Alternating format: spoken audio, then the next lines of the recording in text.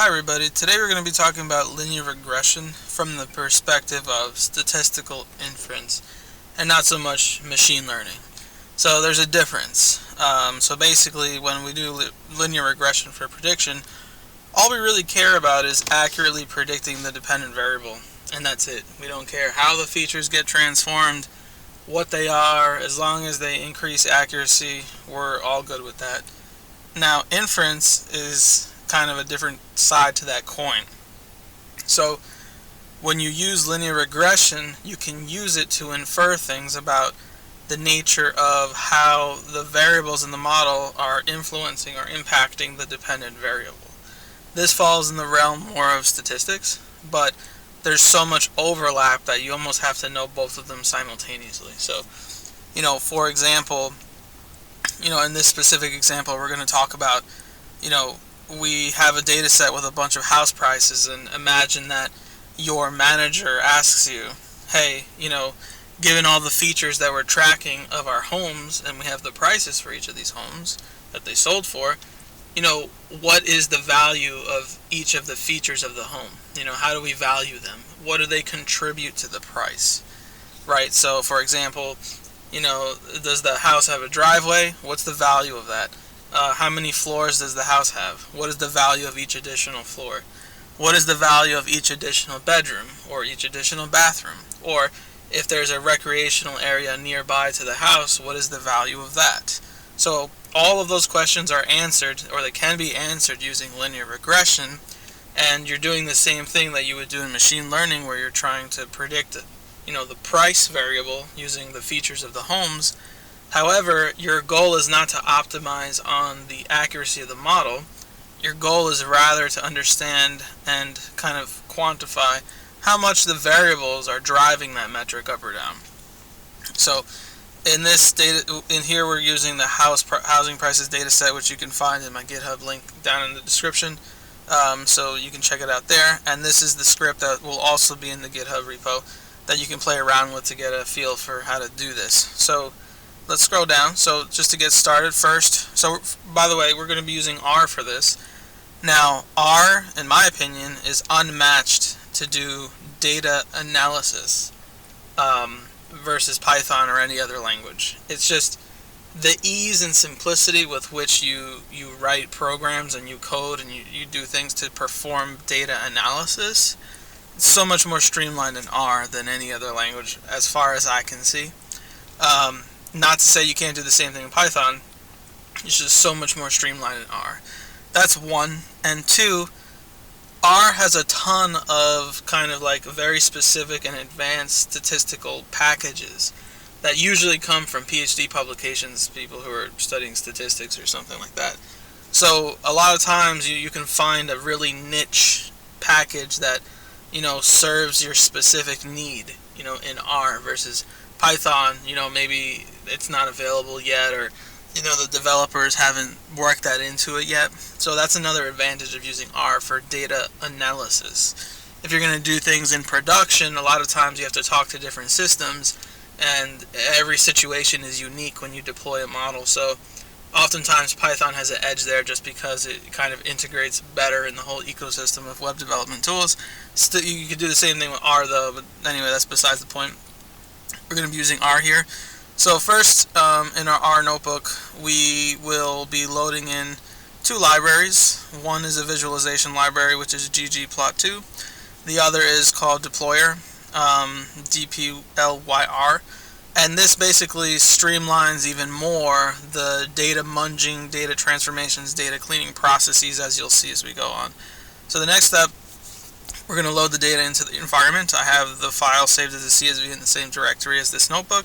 And R has a function called readCSV that's native.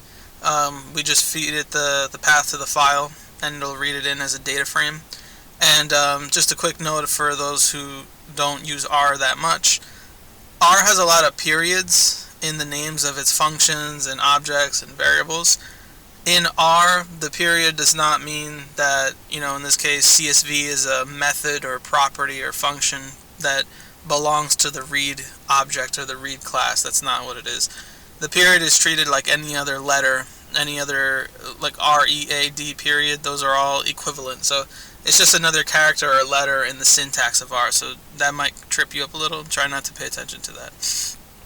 But anyway, we read the housing price CSV in, and then we basically pipe it over to the select function. So the output of whatever this read is, which is a data frame, gets piped over to the select function, and here we have -x minus prefer. So these are the x and the prefer are actually column names in the house prices data frame, and the minus sign means we want to drop them. So we select not x and not prefer columns, so those get dropped. And all of that gets stored in a data frame, which we're calling df. And here we get the number of rows, and this is just for us to understand. So we get the number of rows of the data frame using the nRow function, and then we print it to the console, so you can see that here. The number of rows in the data set is 546, so it's a modest size, especially for doing statistical inference. And then we output the head of the data frame, so the first few rows, so we can inspect it and see. Alright, so we have a price column. Here's the prices of the homes.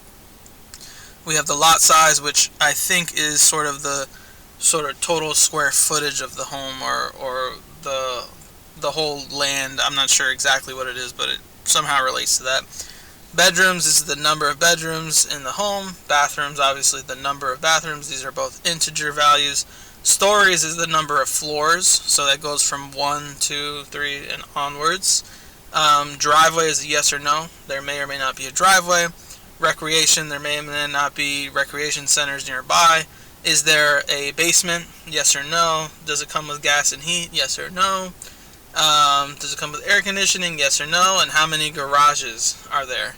So that's kind of a quick peek at the data frame. And so we have a mix of numeric and categorical variables. So if we scroll down a little more, the next thing we're going to do, just to get a little bit more understanding into what's going on, in R we have a native function called summary. So if we apply that to the data frame, and actually the summary function can be applied to lots of different R objects, but when we apply it to the summary data frame, we get a summary of each of the columns of the data frame. So every single predictor, covariate feature, however you want to call it, we get a quick summary. So price, we have the quantiles here of price. So most of it falls between 80,000 and about 60,000 here. I don't know what the units here are, if they're dollars or not. I don't think they are. Lot size falls between about 3 and 6,000 from the first to the third quantile. Number of bedrooms looks like it ranges from 1, the minimum, to the max of 6. Bathrooms goes from 1 to 4 maximum. Stories goes from 1 floor. Obviously, you can have at least 1 floor. And then it goes to a maximum of 4 floors. Then we have these other variables that are yes or no's, and so on and so forth. So we have a better understanding of what's going on in the data set. The next thing you'd want to quickly do before we get into all of the regression stuff is maybe just plot some variables, understand the distribution and how they relate to each other. So here I'm plotting a bunch of them, and we'll go into the charts below. But basically, here the way ggplot works is you specify the data equal to the data frame that you're working with. It's best to feed it a data frame. And then the AES is kind of like called the aesthetics, but the way to think of it is just, this is where you specify what variables you want to plot. So here I want the x-axis to be price, and then the way it works, and it looks a little funny if you're coming from Python, you don't know much about R, but the way it works is you create this as sort of the basis of the figure, and then you layer on things on top of it by doing a plus something. So this is the data part of it, and then we do plus geom histogram. That gives us a histogram of the data. And you can see later on we do a similar thing, but now we layer on a box plot. Right, so a different sort of charting method. And then we have geom point. We layer that on. That gives us a scatter. It's a bunch of points, right?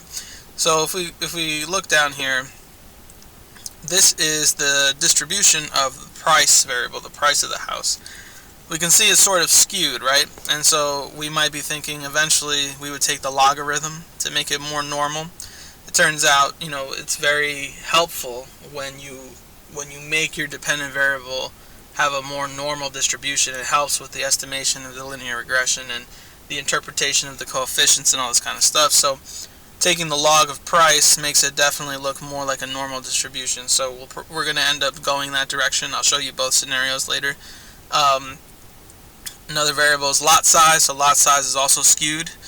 So you have most of them falling in this range around 4,000 to maybe 6,000, and then you have a few outliers, a few extra big lot sizes. So that's that.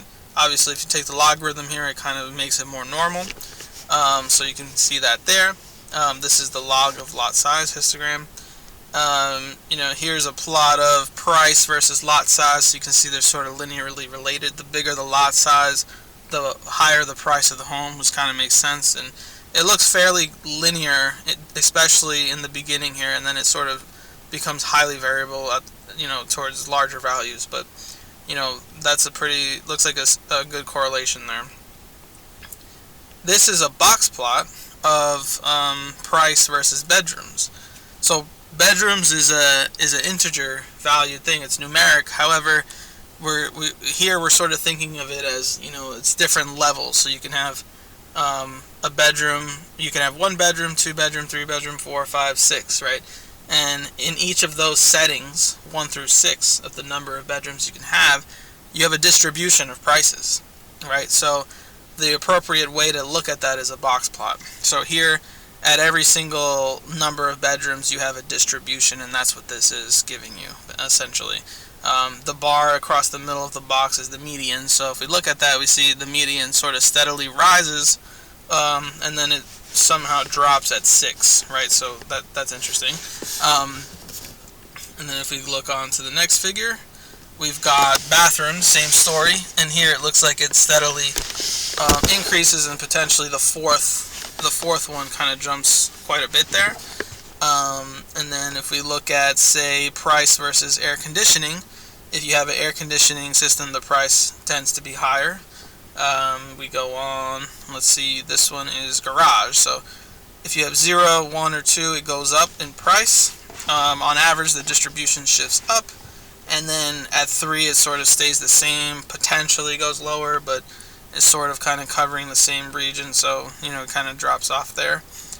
And the last one we got visualized here is the number of floors, so that also goes up as we have more floors in the house. So all of these make intuitive sense, and it kind of looks like all of our variables, as they increase, as we think of them increasing, they all kind of are driving the price to go up.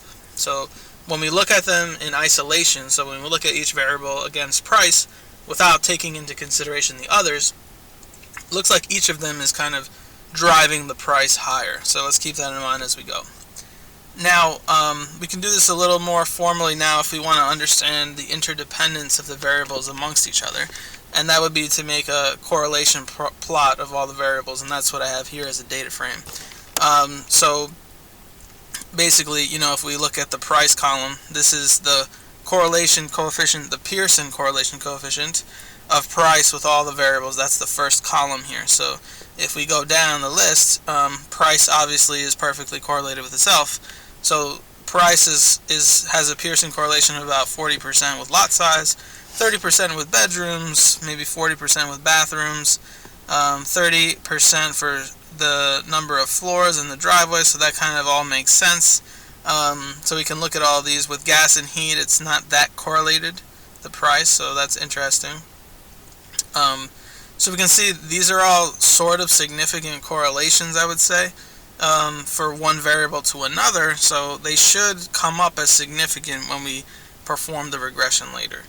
And the way I created this here is using deployer.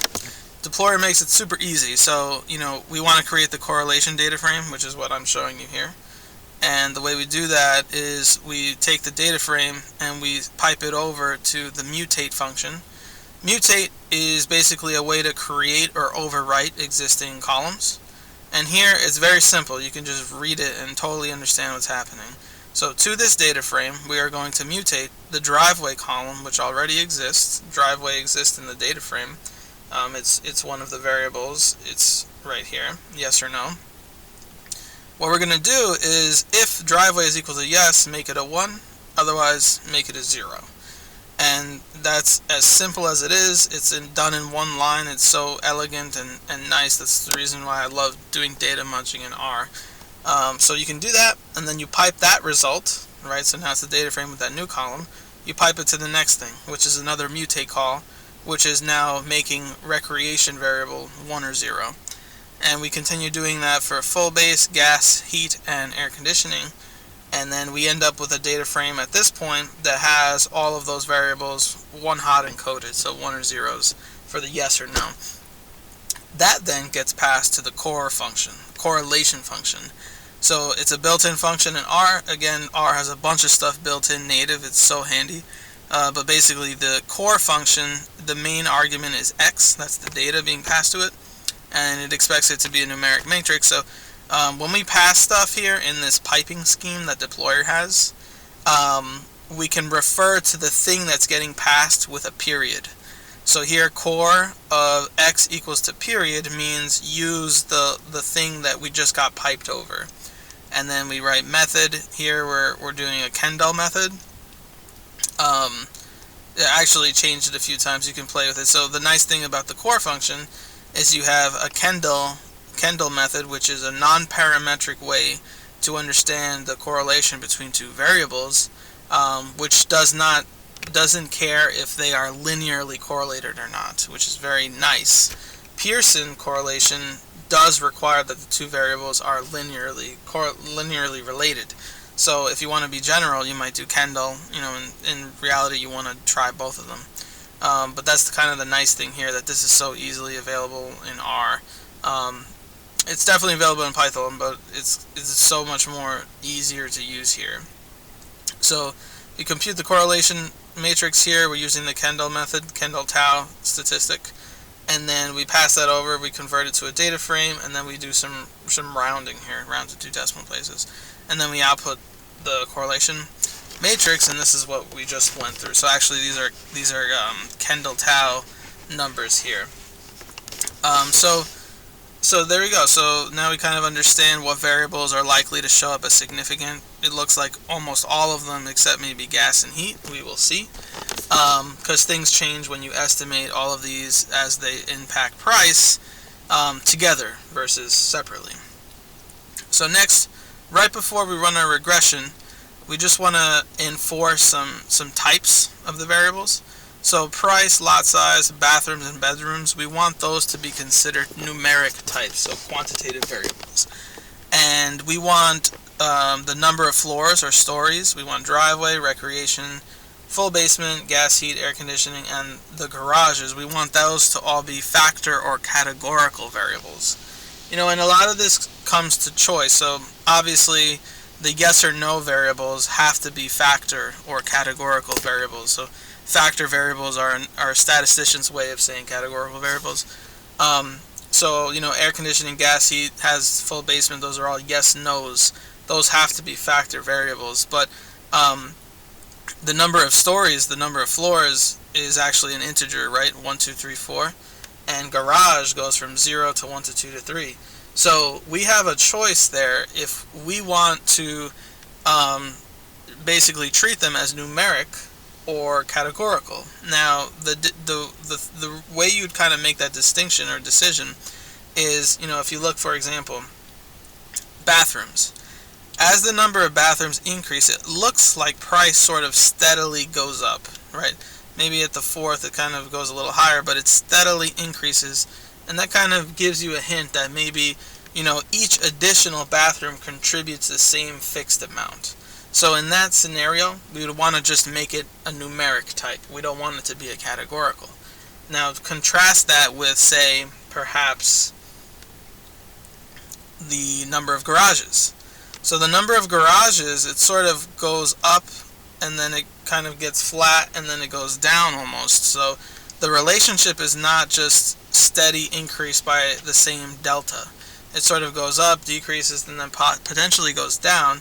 And in that case, we can treat this as a factor variable that has 1, 2, 3, 4 levels, and each level will be included as a sort of one hot encoded or dummy variable that can be having its own independently estimated regression coefficient, And in that case, we can capture this nonlinear dependence that garage has on price better if we treat it as a factor variable. So that's just, a decision you might make. It depends on the problem. That's what we're going to do here. So once we define our numeric and factor variables, and we're using the R way to do things, which C is just a vector of a character vector, which is like a list in Python.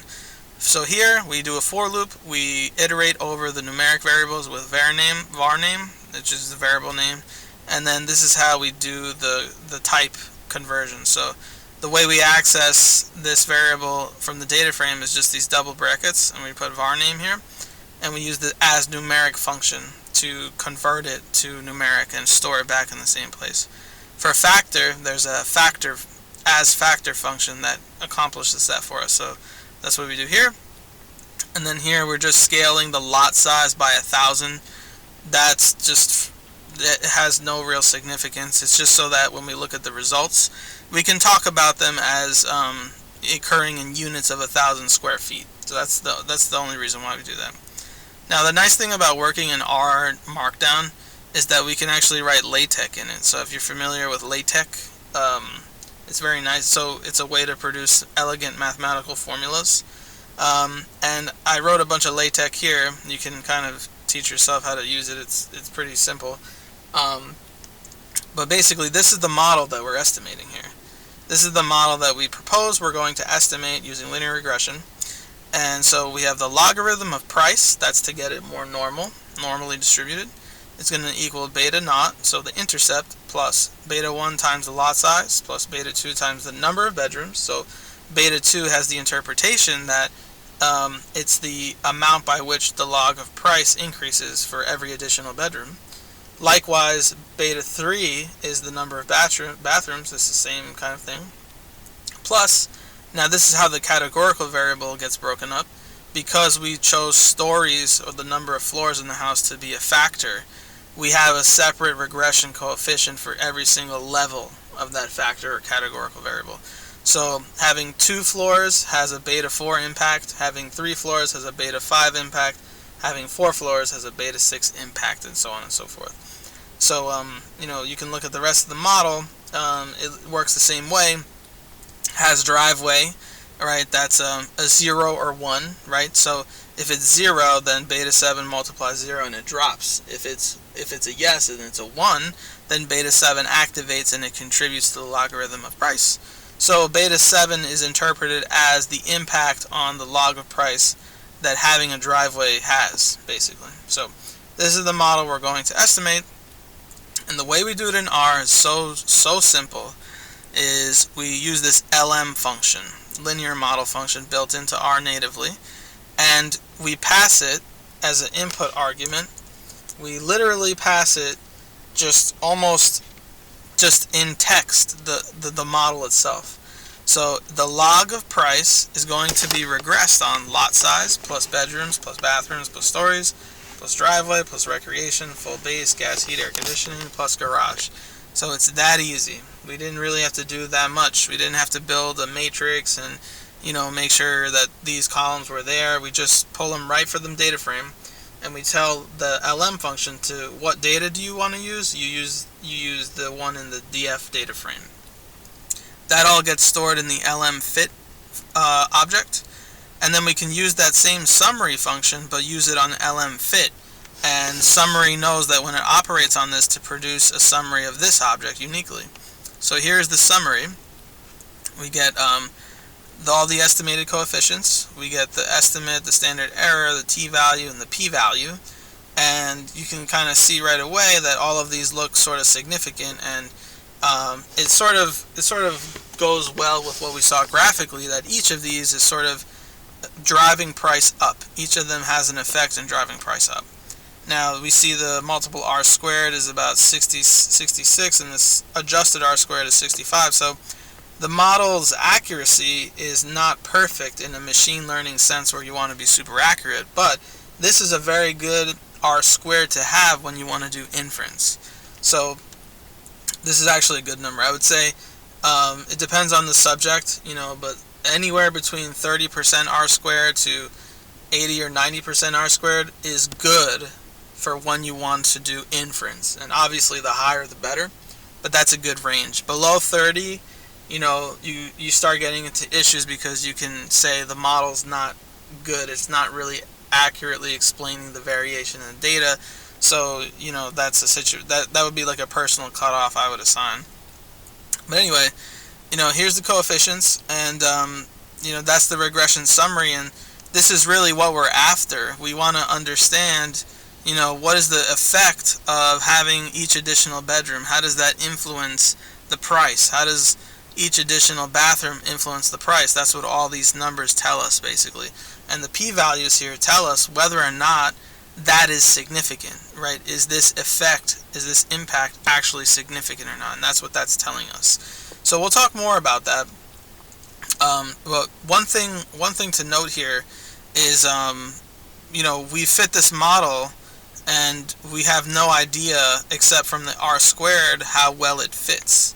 Now, for all of these things to be interpreted correctly, for you to be able to say that each additional bathroom has an effect of 0.16 on the log scale, and it's highly significant here with a super, super small p-value, for you to draw that inference, we have to make sure that certain assumptions are met first. So that's what this next part's about. So in this next part, what I'm doing is I'm extracting the residuals, and I'm plotting them in different ways. So the residuals are what's left over from the model's predicted value and the actual values, right? So how much did it miss by? Those are what the residuals are for every sample, every data point. And here, what we have is a distribution of the residuals. They look approximately normal, and I have a Shapiro-Rose test p-value, which is a test of normality on the residuals, telling us that the p-value is very small. And this is actually, this result, the fact that it's below 0.05 or 0.01 tells us that this distribution is not normal.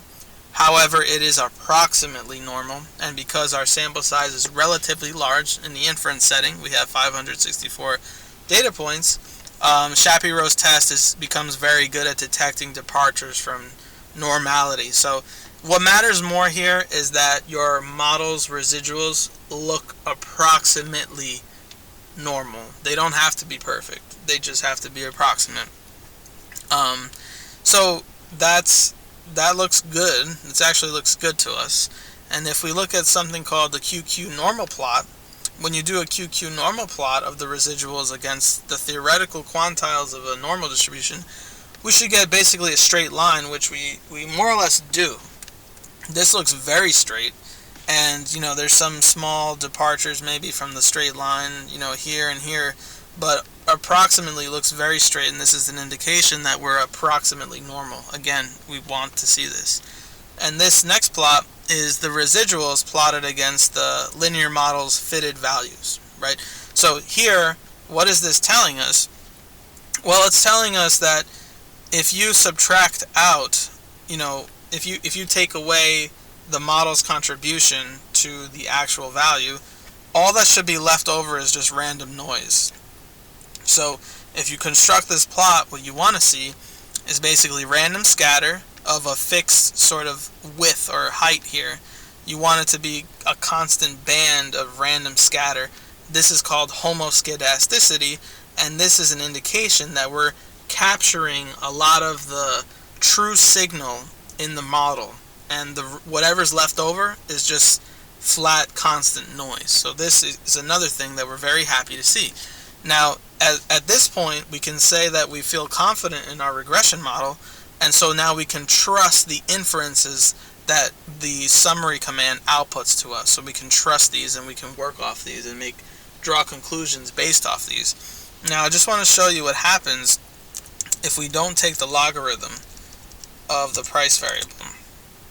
Then we get another regression summary, and if we compute this again, we see some differences. So if we look at the QQ normal plot, we see that it's straight up until the end, right? So now this approximately straight line relationship that we expect to see in the QQ plot is more violated. So this is a poorer model. It's not as good. If we look at the distribution of the residuals, we see that it kind of looks normal, but then there's a big tail. that big tail is definitely not consistent with normality. And we see that the Shapiro test p-value is essentially 0. So before it was like just under 0.01, right? So it was barely kind of significant. Here it's absolutely, it's telling us that this is not normal. And here, the residuals versus the fitted values, it's kind of hard to tell. You don't really see much. It kind of looks good from this angle, but these other plots are telling. So you always want to look at these together, so to get a better understanding of how well your model's fitting. So we would not prefer to choose this model. We would prefer to choose the one that was taking the log of price.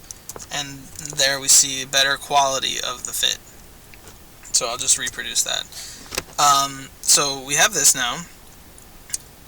Now, just to quickly go through how I'm constructing these plots, I extract the residuals using this resid function that's native to R. I apply it on the lmFit object that is the result of using the lm function to get the fit, the linear fit.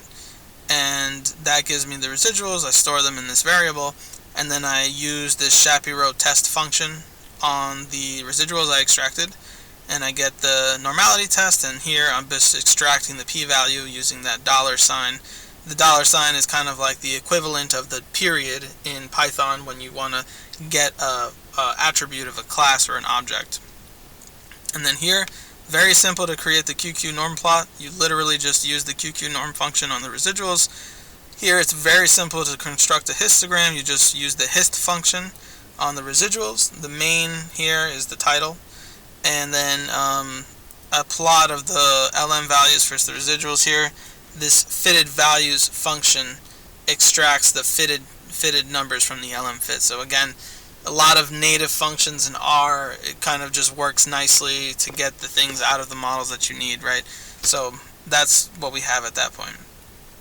Now, what we really want at the end of the day is we want to answer that initial question we had at the top, right? The initial question was, well, we have a bunch of housing prices, and we want to understand how the features of the homes influence the price of the house. So we want to end up with a summary or a graphic or a plot that shows the impact that each variable has on the house price, right? And we want to know which of them are significant, and how do we quantify the impact? So that's what I do at the bottom here. So at the very bottom, so essentially what I'm saying is we want to estimate all of these beta coefficients. These beta coefficients are our answer to the problem, and maybe, some of them are significant, some of them are not, and each of them has a different value, and that's what we want, right? We want to know beta 2, what is the impact of each additional bedroom? We want to know beta 11, what is the impact on price when we have air conditioning? We want to know when it's a 3-story home, what is the impact, beta 5, right? We want to know all those things. So at the very bottom here, what I basically have created this. So what I'm doing is I'm basically using some more deployer here. But basically I construct a coef summary data frame, and I'm using a bunch of pipes to do that. So very simple. I use the summary function on the lm fit to produce the summary of the fit, and then I use this coefficients function to extract out just the coefficients and the data related to them. I pipe that over to the as data frame to turn it into a data frame, to coerce it to be a data frame. And then I pass that over to the rename function, which just renames this ugly expression for a p-value to just the name p_value so I can work with it more easily. That gets passed over to the mutate function, which is now doing something interesting. So it's creating a new column that I'm calling p-value Bonferroni. And that is being done using this command here, so p.adjust, native to R again. We feed it the p-values, so the p-value is the column of p-values that's in the coefficients, and we use the method Bonferroni. Now what is this doing for us? Basically what it's doing for us is if we look back at this regression summary, we see that a lot of these variables are turning up significant, right? And that's actually can be misleading because we're doing a bunch of tests. You can imagine each of these is like a coin flip, and at some point, some of them are bound to show up heads by pure chance alone. And that's the way to think of this. So, given the data we have, lot size could have turned up significant by pure chance. That's possible. And, we kind of hope that it doesn't, given our assumptions on the regression are approximately true, but that can happen, and the chance of it happening becomes even more as we do more and more tests here. Every single row here you can consider to be a test. Everywhere there's a p-value, that means a statistical test occurred. So we have a bunch of p-values here, and we flip the coin too many times, right? How many of these are not significant? We just got them by chance, right? Because we did 100 tests, and 5 of them came back significant, and we expect that because we did so many tests, we were bound to get a good p-value, a low p-value, just by pure chance alone. And that's what the Bonferroni thing I'm doing down here helps protect against. It basically adjusts the p-values to account for the multiplicity of the tests. So that's what I'm doing here. And then we can look at the adjusted p-value to get a more conservative or more realistic sense of the significance of each of the variables. And what I'm doing after that is just some simple rounding. I construct some additional columns using the mutate function and the if-else syntax here to see if the significance changed when we did the Bonferroni versus the not Bonferroni, and so on and so forth. So I'm just cleaning it up there at the bottom. And then the only other interesting thing here is I'm creating another column, and the other column here I'm creating it by basically we did a regression on the log scale. We did a regression on the log of price. Because of that, all of our estimates, all of our beta coefficients that we estimated, right? So all of these betas that we estimated, that are right here mathematically, that are right here in numerical form, all of these numbers are the impact on the logarithm of price, right? The logarithm of price. We need to convert that back to the original scale. So just the price, not the log of price, just price. And the way to do that is to exponentiate the coefficients to then be able to interpret their effect on price, unlogged, no log price. So what we do here is we take the coef summary and we pass it over to the mutate function. We define the impact variable to be the exponential of the estimate that we got on the log scale, minus 1 times 100 to give us a percent. So this is now interpreted in terms of percent. So when you do a regression on the log scale and you transform the coefficients back by exponentiating, you then interpret their effect on the dependent variable as a percent. So that's what we're going to look at here. Finally, we just do some visualization. So we take the coefficient summary, we construct a significance code, which is going to be an asterisk when it is significant using the Bonferroni method, and then we just do some ggplot2 stuff here. So you can learn up about ggplot. I'm not going to go into that, but what you just learn that by doing practice. It's really just by using it you learn more about it. And this is the figure we end up with. So the impact in percent of each variable, and there's an asterisk at the top of it if it is significant. So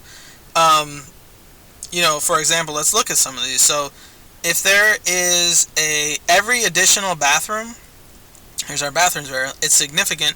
Every additional bathroom contributes just under 20% increase to the price.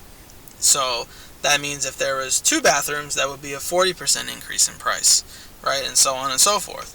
Now, if we look at full basement, that looks to be just under 15%. So if there's a full basement, then the price will go up by 15%, and that is significant. Let's see garage now. If there is 1 garage versus no garage, right, that increases by under 10%, and it's significant. Now, if we go to 2 garages, right, it doesn't increase by 20%, right? It's not linear.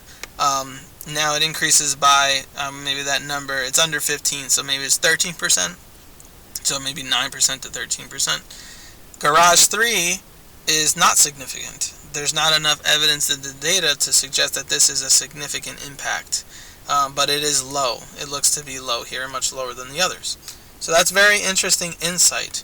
Lot size. So for lot size, every 1,000 square feet is significant, and it basically increases the price by about 5% here. So it's half of this 10 range. Having a recreation center is not significant. The impact is there, but it's not significant.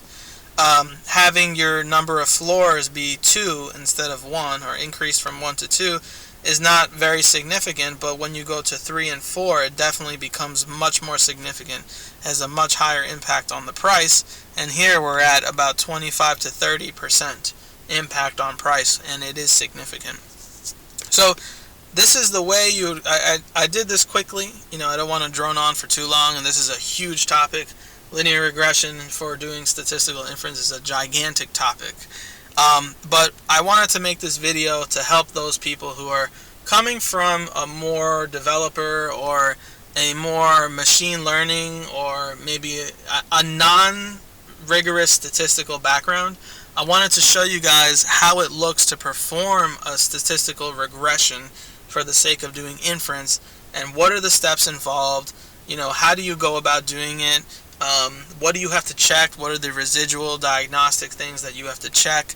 And how do you go about interpreting the results and communicating the results and dealing with the little nuances that come up along the way? I just wanted to share that with you guys, and hopefully after you watch this video it kind of gives you more tools in your toolkit. So next time you're working on a project and your boss or whoever, your manager, is asking you to do some prediction task, but then they follow up with okay, we understand how the prediction's happening now, and your prediction's okay, it's not great. Maybe you're at 80% prediction or less.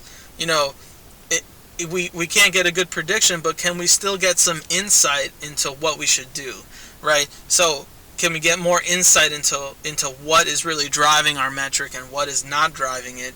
And that becomes actionable, right? Your manager, your supervisor, your boss can take this information and use their business expertise to kind of weigh in into how to do this kind of stuff, right? So I think this is extremely valuable. It's not talked about a lot in the machine learning pop culture, but it's so valuable because it's not enough to just do predictions and do good predictions. You oftentimes need to, or want to, or it's very useful to be able to understand what is impacting the metric that you're interested in. So I hope you guys enjoyed the video. Leave comments down below. Leaving links to my GitHub, which will have this project here, there, so you can download it and play with this script however you want. I'm using RStudio, which you can download and use. You could probably run this R notebook in different things like Jupyter, or there's lots of other platforms that you can do it on, in Azure Databricks, for example. But yeah, let me know if you have any questions in the comments, and thanks for tuning in, guys.